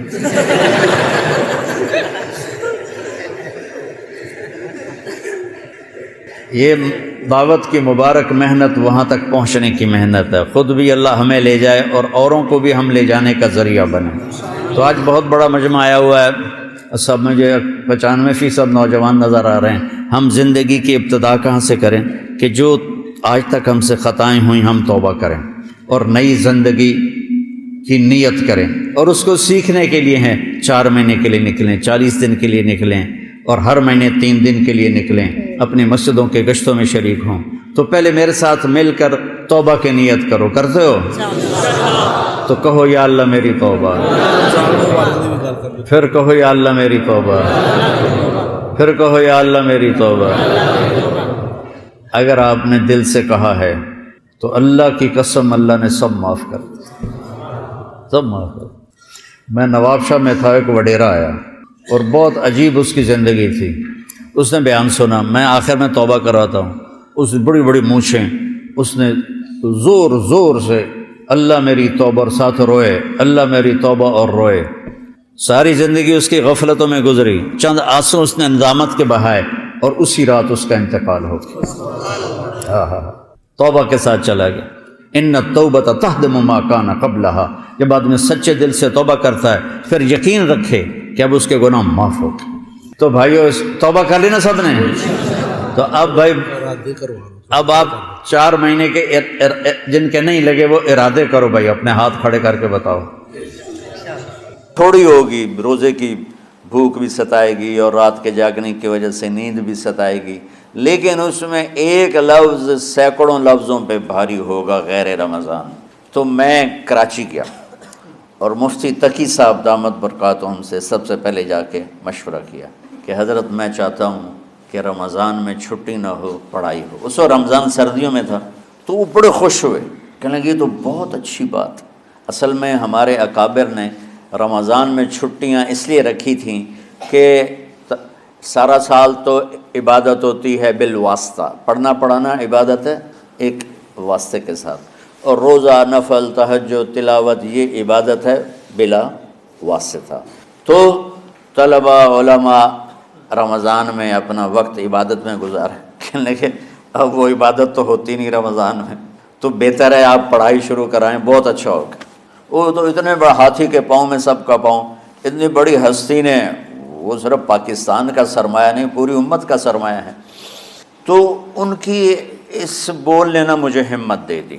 تو پھر میں نے یہاں آ کر اس وقت یہ پہلی جماعت مولوی عدنان صاحب کی اور مولوی مسعود صاحب اور کچھ انتقال کر گئے رحمۃ اللہ علیہ، یہ تھے، تو ہم نے رمضان میں سبق شروع۔ اس وقت ذرا میری ہمت تھی تو میں رات کو پڑھاتا بھی تھا، بیان بھی کرتا تھا، اب تو یہی میں اتنی مشکل سے بول رہا ہوں۔ تو ہم نے رمضان میں شروع کی کہ یہ رحمتوں کا مہینہ، ہر چیز کی برکت کا مہینہ، ہر شے کی اللہ کے طرف سے فراوانی اس میں ہے، علم کی بھی، ہدایت کی بھی، رزق کی بھی۔ غریب سے غریب آدمی بھی سموسے بنا کے بیٹھا ہوتا ہے، پکوڑے بنا کے بیٹھا ہوتا ہے، اور دسترخوان پہ ایک کی بجائے 3 چیزیں پڑی ہوتی ہیں۔ چاہے رمضان کے بعد سب کے پیٹ خراب ہوں، ایک باری تو کھانے دی تباہی پھیر دیں۔ روزے کا مقصد ہی فوت ہو جاتا ہے۔ روزہ تو ہوتا ہے بھوک کے لیے، پر وہ اتنا کھاتے ہیں کہ سحری کا کھانا افطاری تک ہضم نہیں ہوتا، اور افطاری کا کھانا سحری تک ہضم نہیں ہوتا، پر نہ تن کا ہی کھاونا ہے، کہتا بھوک نہ لگے، بھوک نہ لگے۔ وہ بھوک لگنے کے لیے تو روزہ ہے، ایک تو یہ جسم کو صاف کرتا ہے، دوسرا غریبوں کی غربت کا احساس پیدا کرتا ہے کہ جو بھوک تو آج برداشت کرتا ہے، غریب روزانہ یہ بھوک برداشت کرتا ہے۔ تو اللہ کے غریبوں کا، غریب بندوں کو کی خدمت کر، ان تک اپنے مال پہنچا، اپنا اللہ نے دیا ہے تو ان کو بھی اس میں شریک کر، قبر میں لے جائے گا۔ تو اللہ تعالیٰ نے میرے دل میں یہ ڈالا، تو ہم نے تعلیم رمضان میں شروع کی، کیونکہ قرآن رمضان میں اترا، انجیل رمضان میں اتری، زبور رمضان میں اتری، تورات رمضان میں اتری۔ تو پھر اللہ نے اس مہینے کا نام خود رکھا شہر رمضان، شہر رمضان۔ اس میں شب قدر رکھی، اس میں رات کی ایک نماز۔ اچھا، پہلی امتوں پہ روزہ فرض تھا افطاری سے افطاری، افطاری سے افطاری، بہت شدید تھا، 24 گھنٹے کا روزہ۔ بس افطاری کے بعد آنکھ لگ جاتی تو روزہ اگلا شروع ہو جاتا تھا۔ تو ہم پر بھی پہلے ایسے ہی روزہ اترا، افطاری سے افطاری۔ تو ابن سرمہ رضی اللہ تعالیٰ عنہ اونٹ چرانے والے تھے، وہ شام کو لوٹے تو بیوی سے پوچھا کوئی افطاری کا سامان ہے؟ انہوں نے کہا ہے تو نہیں، میں کہیں سے لے آتی ہوں۔ وہ گئیں افطاری کا کوئی سامان لینے، ان کو تھوڑی دیر ہو گئی اور ان کی آنکھ لگ گئی، تھکے ہوئے تھے، سورج ڈوب گیا۔ جب وہ آئیں تو ان کا ہائے سرمہ تو ہلاک ہو گیا۔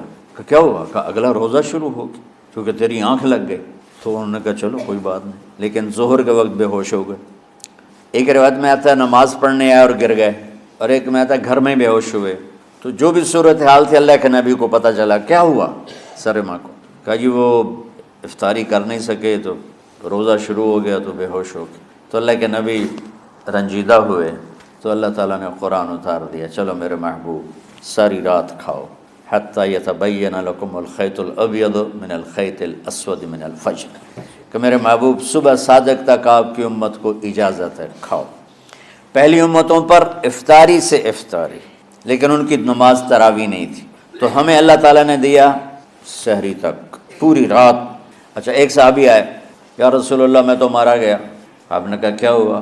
کہا میرا روزہ تھا، میں بیوی کے پاس چلا گیا۔ آپ نے کہا تو پھر تو غلام آزاد کر، کفارہ دے۔ کہا جی میں تو خود غریب آدمی ہوں، غلام کہاں سے آزاد کروں، خریدنا پڑے گا۔ آپ نے کہا 60 مسکینوں کو کھانا کھلا۔ کہ میں آپ مسکین ہوں، میں کینوں کھانا کھلاؤں؟ آپ نے فرمایا پھر آخری ہے کہ 60 روزے رکھ، وہ مسلسل رکھنے ہوتے ہیں جو کفارے کے ہوتے ہیں۔ وہ کہنے لگا ایک روزے چاہے کم کیتا ہے 60 روزے اج میں کی کروں گا؟ تو آپ نے فرمایا اچھا ٹھیک ہے بیٹھ جا، بیٹھ گئے۔ تھوڑی دیر ہوئی تو ایک انصاری صحابی کھجوروں کا ٹوکرا لے کر رکھے، یا رسول اللہ یہ صدقے کی کھجوریں ہیں تقسیم فرما دیں۔ تو آپ نے فرمایا بھائی وہ کدھر ہو؟ کہا جی بیٹھا ہوں۔ آپ نے کہا ادھر آ، یہ کھجوریں لے جا اور 60 گھروں میں تقسیم کر دے۔ سبحان اللہ، اللہ نے اس امت کو لاڈ لڈائے ہیں، یہ اللہ کی لاڈلی امت۔ عجیب واقعہ یہ، کہنے لگا یا رسول اللہ، اللہ کی قسم مدینے میں مجھ سے غریب کوئی نہیں، آپ ایسا کرو یہ میرا کفارہ مجھے ہی صدقہ کر دو۔ تو آپ اتنا ہنسے کہ یہ آخری دانت نظر آنے لگے۔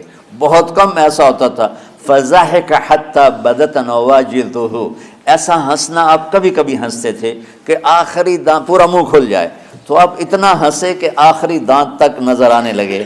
تو آپ نے کہا اچھا جا لہ جا تیرے واسطے، لیکن یہ صرف تیرے لیے اور کسی کے لیے نہیں ہے۔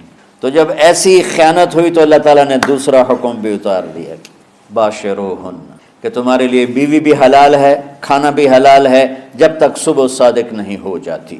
لیکن اللہ نے ہمیں ایک نماز عطا فرما دی جس کو ہم آج صلاۃ التراویح کہتے ہیں۔ میرے نبی کے زمانے میں اسے قیام اللیل کہا جاتا تھا۔ تراویح کا نام کب پڑا اس کا تو مجھے پتہ نہیں، کہیں نہ کہیں لکھا ہوگا، لیکن صحابہ کے دور میں اس نماز کا نام تھا قیام اللیل۔ اس لیے حضرت عائشہ رضی اللہ تعالیٰ عنہ کی روایت ہے نا، جس سے 8 رکعت والے حضرات استدلال کرتے ہیں کہ رمضان اور غیر رمضان میں، اس کو امام بخاری نے قیام اللیل کا ہی عنوان دیا ہے، آپ نے 11 رکعت سے زیادہ نماز نہیں پڑھی۔ ایک ضعیف روایت میں ہے کہ آپ نے 3 دن پڑھائی نماز، یہ تو صحیح روایت ہے۔ کتنی رکعت پڑھائی؟ تو ایک ضعیف روایت میں ہے کہ 20 رکعت پڑھائی۔ اچھا ضعیف روایت سے عبادت ثابت نہیں ہو سکتی حکم شرعی۔ تو جب حضرت عمر رضی اللہ تعالیٰ عنہ نے سب کو، اب میرے نبی کے دور میں 3 دن کے بعد آپ تو آئے نہیں کہ کہیں فرض نہ ہو جائے، تو صحابہ اپنے طور پر قرآن سنتے تھے ٹولیوں میں۔ صدیقی دور میں 2 سال وہ فتنوں میں گزرا، تو اس میں بھی اسی طرح چلا کہ ٹولیوں میں ہوتے۔ حضرت عمر رضی اللہ عنہ کے زمانے میں حکومت مضبوط ہو گئی، طاقتور ہو گئے، تو ابتدائی سالوں میں نہیں، چند سالوں کے بعد اب مسجد میں تشریف لائے تو لوگ اس طرح کوئی 4 ادھر 4 ادھر 5 ادھر 10 ادھر 20 ادھر، تو کہنے لگے ان کو ایک امام پہ جمع کر دیا جائے تو کتنا اچھا ہوگا۔ تو آپ نے سب کو اکٹھا کیا اور ابی بن کعب رضی اللہ تعالیٰ عنہ کو امام بنایا، اور سب کو ایک نماز پہ جمع کر کے 20 رکعت کا حکم عطا فرمایا۔ تو حضرت عمر کا یہ عمل اس حدیث کو مضبوط کر دیتا ہے کہ چونکہ میرے نبی نے کہا علیکم بسنتی و سنت الخلفاء الراشدین من بعدی، کہ میری اور میرے خلفاء راشدین کی سنت پر مضبوطی سے عمل کرنا۔ تو حضرت عمر کا جو 20 رکعت طے کرنا ہے، اگر ان کا اپنا اجتہاد ہے تو بھی ہمارے لیے عمل کے لیے کافی ہے، اور اگر ان کو یہ یاد ہے کہ میرے نبی نے 20 پڑھی تھیں تو اور زیادہ اچھی بات ہے۔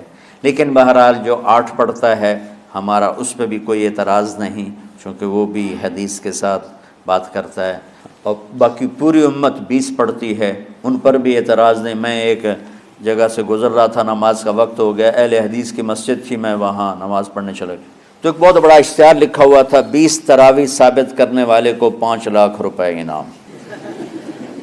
کہ کس قدر بے وقوفی ہے اور کس قدر احمقانہ یہ امت کی باتیں ہیں کہ 20 تراویح، سینکڑوں سال سے امت کا عمل 20 تراویح آ رہا ہے۔ تراویح کا نام جو پڑھا مجھے یوں لگتا ہے کہ اہل مکہ، یعنی اہل مکہ جو تھے نا، وہ 4 تراویح پڑھ کے ایک طواف کرتے تھے، تو وہ آرام کے لیے ہوتا، ترویحہ آرام، تھوڑی دیر کا آرام، تو 4 تراویح کے بعد ایک طواف کرتے تھے، وہ چھوٹا سا طواف 10 منٹ میں ختم ہو جاتا تھا، اور پھر 4 تراویح پڑھتے تھے، پھر طواف کرتے تھے، پھر 4 پڑھتے تھے، پھر طواف کرتے تھے۔ یہ صحابہ کے تھوڑے بعد کے دور کی بات۔ تو مدینے والوں کو پتہ چلا کہ مکے والے تو یہ کرتے ہیں، وہ کہنے لگے اساں کی کریے، انہوں نے کہا اسی 40 تراویح پڑھیں گے، 40 رکعت، وہ 40 رکعت پڑھتے تھے۔ تو نوافل میں کوئی سختی نہیں کہ بھائی 8 سے زیادہ نہیں پڑھنی، بدعت ہو جائے گی، اور 20 پڑھنا بدعت ہے، یہ سب جہالت کی بات۔ اور یہ 8 پڑھ رہے ہیں یہ غلط ہے، یہ بھی حماقت کی بات۔ جو صحیح حدیث سے دلیل پکڑ کے کوئی عمل کرتا ہو تو بھائیو اس سے بحث نہ کیا کرو، مناظرہ نہ کیا کرو، یہ بہت نادانی والی بات۔